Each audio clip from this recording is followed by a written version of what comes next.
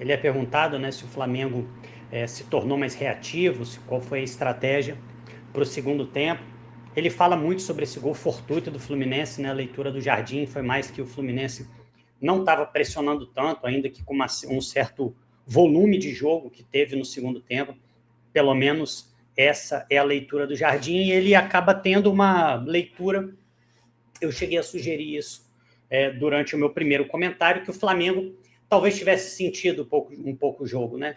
E aí, no segundo tempo, com o Fluminense mais animado, o Flamengo, querendo ou não, com um dia menos de treinamento, ele sentiu, depois até o Castanha volta nessa pergunta, sobre a marcação ali de meio de campo, e ele fala sobre o desgaste dos volantes, e aí não tem jeito, né? O Flamengo está com poucos volantes. E ele mesmo fala isso, não temos o Saúl, não temos o Jorginho, não temos o Pulgar, então acho que essa foi a leitura dele, né? Peraí. Já vamos deixando o like e se inscrevendo no canal. Agora que você já fez isso, bora voltar pro vídeo. Falou do Pedro. A fala do Pedro, ele falou duas coisas muito interessantes sobre o Pedro. Eu não sei se a galera se ligou nisso, mas ele fala muito sobre como o Pedro influencia no Paquetá. Depois eu vou falar um pouquinho sobre isso. Mas ele fala sobre a comemoração do Pedro. Ele fala que quando ele chegou no Flamengo, ele ouviu que o Pedro não sabia pressionar. É uma afirmação forte, e é uma afirmação que diz um pouco, acho que mais do comprometimento do Pedro do que até da característica dele. Eu acho que o Pedro está mostrando que ele é capaz de fazer sim, por muitas vezes conseguiu fazer, mas por outras vezes optou por não fazer. E eu acho que ele está conseguindo ser esse grande jogador, esse grande Pedro, muito por causa disso. Gostei também do que ele fala sobre como ele analisou os últimos Fla-Flus. Ele fala que ele assistiu os últimos 10 jogos e que muitas vezes o time do Flamengo foi o time que correu atrás. Muitas vezes o Fluminense saiu na frente, o Fluminense entrou mais ligado e meteu o gol. Ele fez uma arqueologia de Fla-Flus. Ele conseguiu perceber um padrão e chamou essa responsabilidade para ele, ele conseguiu quebrar esse padrão. Hoje, Leonardo Jardim quebrou um padrão que vinha acontecendo em certos Fla-Flus, que é o seguinte, é o Flamengo correndo atrás, é o Flamengo tentando virar o jogo, é o Flamengo se desgastando para achar um resultado. Então, parabéns para ele, parabéns para o Jardim, fez uma leitura perfeita, e acho que isso acabou acontecendo durante o jogo. Ele diz o seguinte, quando o Flamengo faz o primeiro gol, dificilmente o Flamengo toma virada, e ele estava certo. Ele dá uma passadinha de pano no Carrascal, ele cria uma dualidade entre o time jogar com muita vontade, entre o time ser muito pressionante e isso extrapolar para uma emoção à flor da pele e uma entrada violenta. Existe muita diferença entre você agredir um adversário e você estar ligado no jogo e você estar pronto para roubar uma bola, vencer um duelo. Eu entendi, ele não quis expor o Carrascal, mas do vestiário para dentro eu acho que a conversa não pode ser essa.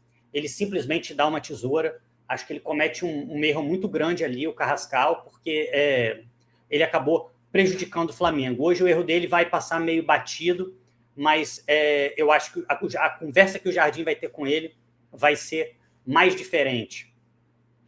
Trouxe uma visão interessante também sobre esse dia a mais de treino. Aí vocês vão poder avaliar se é certo ou não, mas ele deixa muito claro o seguinte: o Flamengo rodou o time quase todo contra o Cusco. O Fluminense não. Ou seja, esse dia mais beneficiou o Fluminense, porque o Flamengo teria um time muito mais fresco em relação àqueles jogadores que entrariam, que não jogaram contra o Cusco. Varela, Ortiz, Alexandro, não vou lembrar de todos, mas vários jogadores entraram, Pedro, Arrascaeta, vários jogadores entraram nesse jogo, frescos, independente da viagem, enquanto o Fluminense praticamente repetiu o time. Isso foi interessante também, uma outra forma de ver o jogo. Mas, para mim, a parte mais importante da coletiva é quando ele é perguntado sobre o Paquetá, de segundo volante ou como meia. Ele fala o seguinte: o Paquetá jogando como meia avançado com o BH funciona, porque o BH dá mais opção. Com o Pedro, Paquetá de volante ou jogando por fora. Muita gente tenta solucionar esse mistério da posição do Paquetá, não mais por aquilo que o Paquetá faz em campo, mas não necessariamente em relação ao time, como ele vai se encaixar ao time. Hoje ficou muito claro. Pode ser que em algum momento tenha uma necessidade, mas ele deixa muito claro que com o Pedro, a melhor posição do Paquetá não é jogar como meia centralizado. Onde vai jogar o Paquetá? Pelo lado direito ou vai jogar como volante? A gente vai saber nos próximos jogos. Mas eu acho que quem está tentando montar esse quebra-cabeça desse time do Flamengo, eu acho que hoje o Jardim dá uma peça muito importante para quem quer entender taticamente o jogo. Everton Araújo, elogio o Everton Araújo, merecido. Elogia muito ele fora de campo também, fala muito da humildade, do trabalho. Isso a gente está sempre aqui para dar porrada em quem faz cagada fora de campo, né? Carrascal, Plata. Eu sei que não é mais que a obrigação do jogador ter um comportamento condizente com um atleta profissional, mas é legal ouvir o Jardim elogiando um jogador por esse comprometimento. Realmente ele faz um elogio ali ao Ayrton Lucas, né? Fala assim, pô, Ayrton Lucas, você é de seleção e tal. Eu entendo que o Ayrton Lucas chegou à seleção, mas eu acho que isso não pode ser usado como escudo para o resto da vida. Gabigol também chegou à seleção e por muitas vezes ele foi um jogador totalmente improdutivo dentro do Flamengo. O fato dele ter chegado à seleção não permite que ele passe 4, 5 anos jogando mal. Eu acho que ele acabou tendo um erro de avaliação e o Castanha, com sua voz inconfundível, aveludada, perguntando sobre um suposto desencaixe ali no meio de campo, né? E aí ele fala que o Paquetá estava sobrecarregado, Everton Araújo estava sobrecarregado, ele volta um pouquinho na primeira resposta. Os médios cansaram. E aí eu acho que tem muito a ver com todo o esforço que o Flamengo fez, com toda a pressão que o Flamengo colocou no Fluminense para conseguir fazer o placar. Mais uma boa coletiva do Jardim. Mais uma vez eu assisto uma coletiva do Jardim e passo a entender melhor o que foi o jogo. Acho que esse deve ser o objetivo de todo técnico quando vai para a coletiva, Cleiton.